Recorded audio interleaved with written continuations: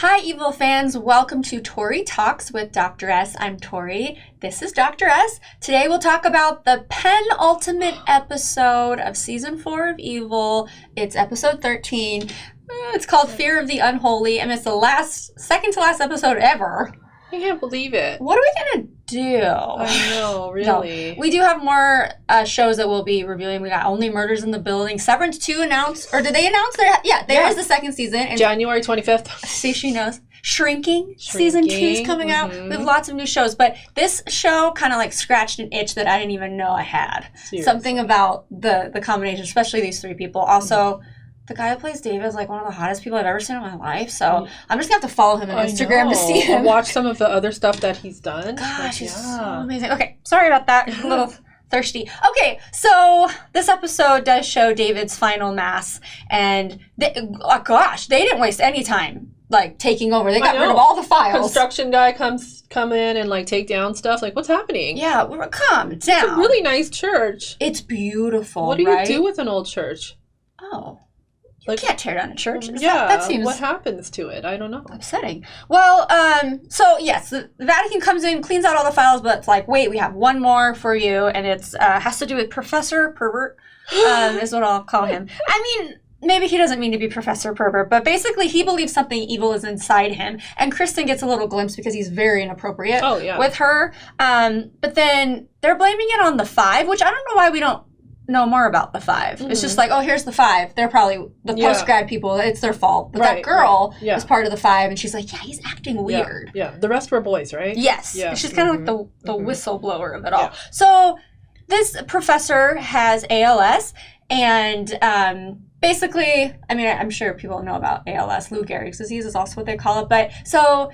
he knows that, he's not going to get better, but I think that he was holding on hope for this implantable device in his brain, right? But it's showing to be, it's giving some pretty bad side effects. He starts bleeding out of his mouth and nose. And then they realize that he did do that. But just to go further, because I guess a treatment for ALS, which I haven't looked this up, is gold ions. And... the correlation is Ben getting hit with the particle accelerator thing. And so then he sees, like, the djinn, the demon. And I'm a little confused with the professor and then his assistant, who is a demon. Per Sister Andrea.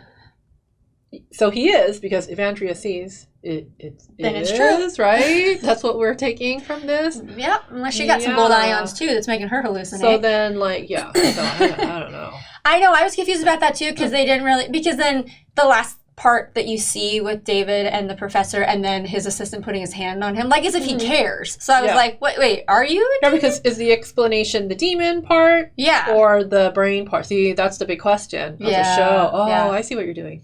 Oh, I see. I get it. But some of the side effects of the gold ion, which I really am intrigued if that's true. I guess hallucination and then maybe possibly headaches. So then that could make sense to Ben too. I mean, he is using a very unhealthy amount of aluminum foil at this point. Can I just talk about, really quick, sorry, totally off topic, aluminum, and we're the only ones that pronounce it weird. It's aluminium, but you know why? It's actually, they're right. We're the ones pronouncing it wrong? Just look at the spelling. Like we say aluminum. No, aluminium. Oh. There's like an I in there.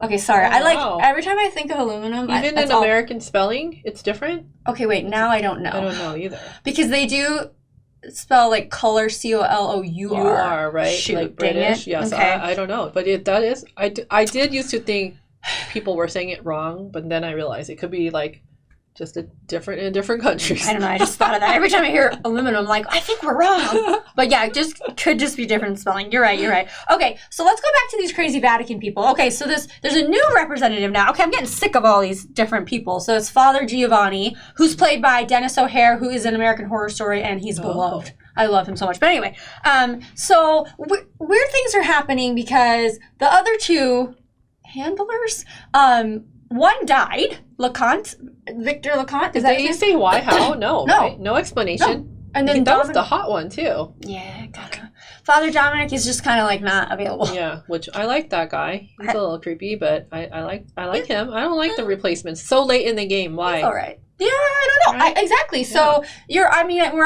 we've been suspicious for seasons now about these people in the Vatican and their motives and all that stuff. So anyway, basically, that new guy is like, hey, David, your anger, it might show that you're a traitor to the Vatican, so we got to put you through this test. And it's basically just asking him questions. But obviously the one that stood out was, would you ever lie for Kristen Bouchard? And he's like, yeah, I would.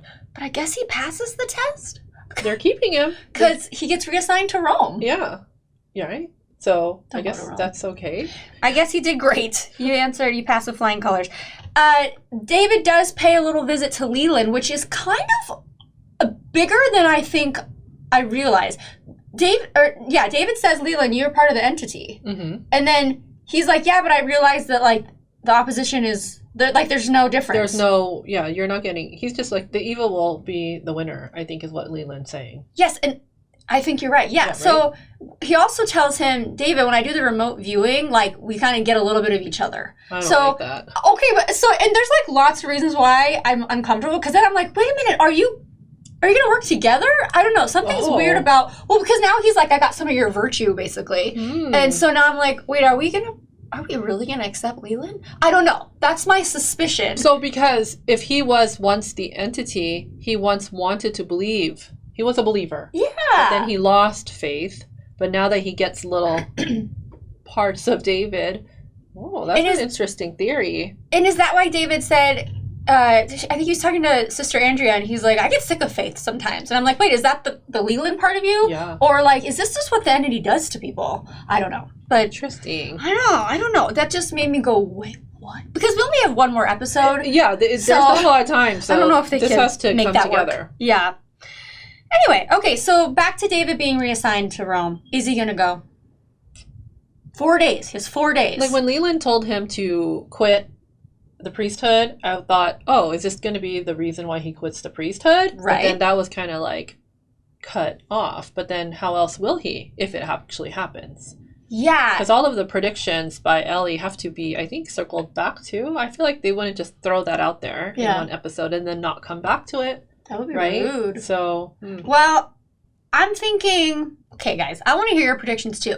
Okay, first of all, I really do believe David's not going to Rome. He is going to realize that, the Vatican's going to make him believe that he is an enemy to the Vatican or a traitor to the Vatican. Because, why is this being thrown out there? I don't understand, right? Why is his faith even being tested? Him saying he's sick of faith, I just feel like he's going to come to this realization, maybe even see his doppelganger again, or see the doppelganger and be like, Andrea keeps telling him he needs to go to confession, and there's like the demon tail that she keeps slicing off of him. Yeah, so it's making me think my prediction would be that he is not going to Rome, he's leaving priesthood, and Kristen and David will live happily ever after.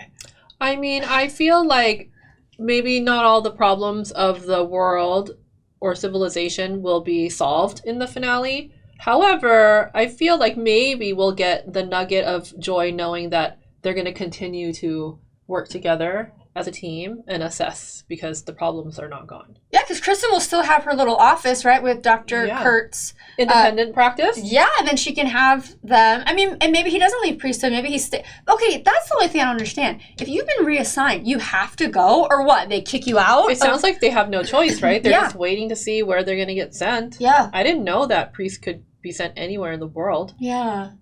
I didn't know that either. So I think just wishful thinking, he's not going anywhere. He can't. Right. The three have to stay together. Right.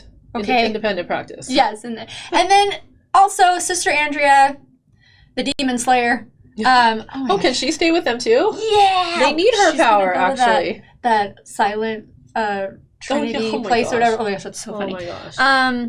But yeah, so she's still doing her demon stuff. And the relics seem to be really important this episode, but then I don't know why. The thigh bone. She got it, though. She did it. I mean, a lot of things have to be wrapped up next episode, right? Like Lexi. Oh my gosh, we didn't even see the kids. Role. Yeah, right? Yeah. So, I mean, if they do continue with their business of assessing independently, the girls could totally help. Yeah. They're very resourceful now. They've gone through a lot, and they've gotten a lot of skills. Yeah. But yes, you're so right with the Lexi thing. Like, come on. You, gave her a tail.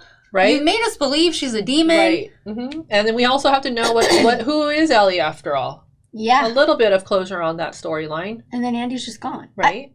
Yeah. There's a lot. And so what, is this going to be like a 4-hour episode? Oh, It's not, I'll take obviously. it. But yeah, I mean, that just seems like, wow. I don't even know It how could be longer though. It A little bit, hour 20. Give us, I mean, how can 90 you wrap it minutes. up, right? Oh, Yeah, I know. God, I So- can't wait. Everybody get ready because it will be the series finale of Evil, which is horrible. But anyway, okay, I'm excited for it. Let us know what your predictions are and then comment and let us know what you thought of this episode. We will see you next week for the finale. Thank you for watching. Bye.